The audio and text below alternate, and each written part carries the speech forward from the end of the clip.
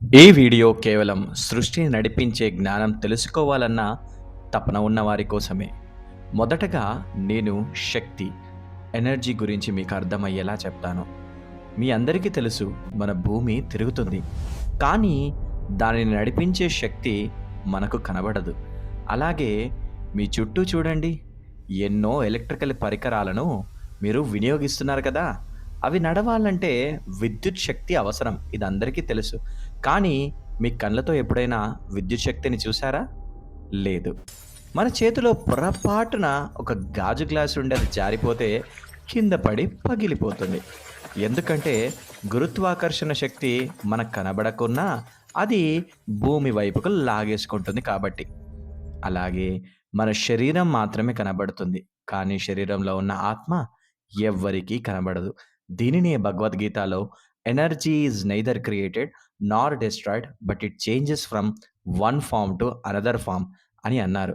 అలాగే మన శరీరం కూడా ఒక శక్తిచే నడిపించబడుతుంది. దాన్నే మైండ్ అని అంటారు.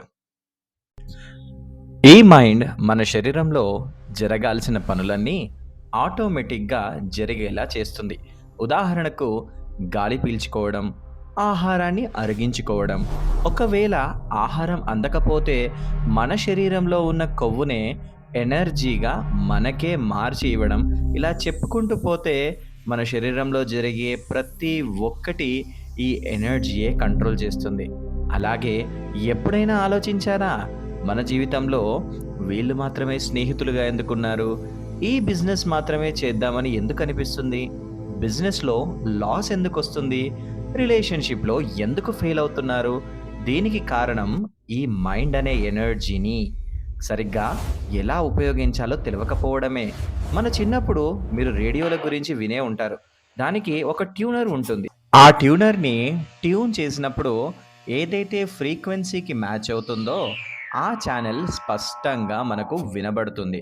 అలాగే ఈ మైండ్ అనే ఎనర్జీ ఏదైతే ఉందో అది ఏ ఫ్రీక్వెన్సీ అయితే రిలీజ్ చేస్తుందో అలాంటి ఈవెంట్సే మన లైఫ్‌లో కూడా జరుగుతున్నాయి. అంటే నీ లైఫ్‌లో జరిగే ప్రతి దాన్ని నువ్వు ట్యూన్ చేసుకున్నదే. ఉదాహరణకు ఒక మంచివాడు ప్రతి చిన్న విషయానికి బాధపడుతూ ఉన్నాడు. ఈ బాధపడే వ్యక్తి ఎలాంటి ఫ్రీక్వెన్సీని రిలీజ్ చేస్తాడు? నెగెటివ్ ఫ్రీక్వెన్సీని రిలీజ్ చేస్తాడు. సో, యూనివర్స్ ఏం చేస్తుంది అనంటే, అలాంటి వ్యక్తుల్నే మళ్ళీ మళ్ళీ తన జీవితంలోకి పంపిస్తుంది. అంటే మీకు ఒక ఉదాహరణ చెప్తాను. ఒక బంగ్లా పైకి ఒక మంచివాడిని, ఒక చెడ్డవాడిని ఇద్దరిని తీసుకెళ్ళి తోసేయండి. ఏమవుతుంది? మంచివాడు కింద పడతాడు. చెడ్డవాడు కింద పడతాడు. ఎందుకు? గురుత్వాకర్షణ శక్తి మంచివాడిని అక్కడనే ఉంచేయొచ్చు గదా! అలా జరగదు.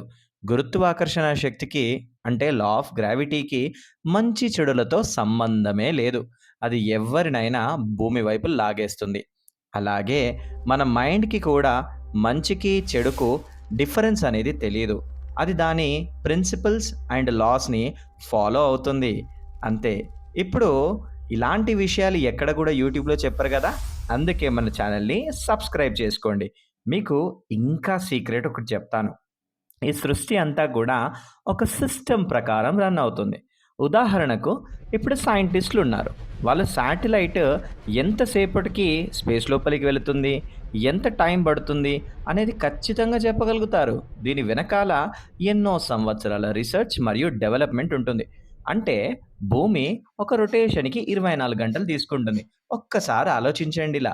ఒకసారి 24 గంటలు, ఒకసారి 36 గంటలు, ఒకసారి 48 గంటలు ఇలా తీసుకుంటే ఎప్పటికైనా మనం శాటిలైట్‌ని లాంచ్ చేయగలుగుతామా? లేదు గదా! దీన్ని బట్టి మీకేమర్థమైంది? సృష్టి అంతా గూడా ఒక సిస్టమ్ ప్రకారం రన్ అవుతుంది. దాన్ని మనం అర్థం చేసుకొని మనకు అనుకూలంగా మనం వాడుకోవాలి. అలాగే డాక్టర్స్ గూడా ఒక ఆరోగ్యమైన బాడీ అండ్ అనారోగ్యమైన బాడీ మధ్యలో ఉన్న వ్యత్యాసాన్ని తెలుసుకున్నప్పుడు మాత్రమే ట్రీట్మెంట్ చేయగలుగుతారు. అలా గాకుండా ఒక పర్సన్‌కి బీపీ 120, ఒకళ్ళకి 220, ఒకళ్ళకి 440 ఇలా ఇవన్నీ కూడా నార్మల్ బీపీసే అయినప్పుడు డాక్టర్‌కి అసలు నార్మల్ బీపీ అంటే ఏంటో తెలుస్తుందా? తెలీదు కదా! అప్పుడు తను ట్రీట్మెంటే చేయలేడు. అంటే ఒకటి ప్రతీదీ సిస్టమ్ ప్రకారం రన్ అవుతుంది. మనకిష్టం వచ్చినట్టు ఏది ఉండదు. అలాగే మైండ్ యొక్క శక్తి ఏదైతే ఉందో, అది కూడా ఒక సిస్టమ్ ప్రకారమే రన్ అవుతుంది. అంటే మంచి ఆలోచనలు ఉన్నప్పుడు మన లైఫ్ ఎలా ఉంటుంది? చెడు ఆలోచనలు ఉన్నప్పుడు మన లైఫ్ ఎలా ఉంటుంది? దాని ఇంపాక్ట్ ఎలా ఉంటుంది? సో, ఇలాంటి విషయాలను ఎక్స్‌ప్లెయిన్ చేసే సబ్జెక్ట్ పేరే హిప్నాటిజం. దాన్నే సమ్మోహన శక్తి అంటారు. ఎందుకంటే దీని పైన నా ఇంట్రెస్ట్ ఎలా మొదలైంది అనంటే, మైండ్ యొక్క ఊహాశక్తి మరియు ఆలోచన శక్తులను ఉపయోగించుకొనే ప్రపంచంలో ఎన్ని వింతలు, విడ్డూరాలు ఎన్నైతే మనం చూస్తున్నామో, అవన్నీ ఒక మనిషి క్రియేట్ చేయగలిగాడు. ఈ జ్ఞానాన్ని పొందడానికే మనోమార్గం అనే ఛానెల్‌ని మీకోసం సృష్టించాను. సో, ఇప్పుడే సబ్స్క్రైబ్ చేయండి. ఇది కేవలం వీడియో మాత్రమే గాదు. అనంతమైన జ్ఞానాన్ని అందించే మనోమార్గం. Thank you so much.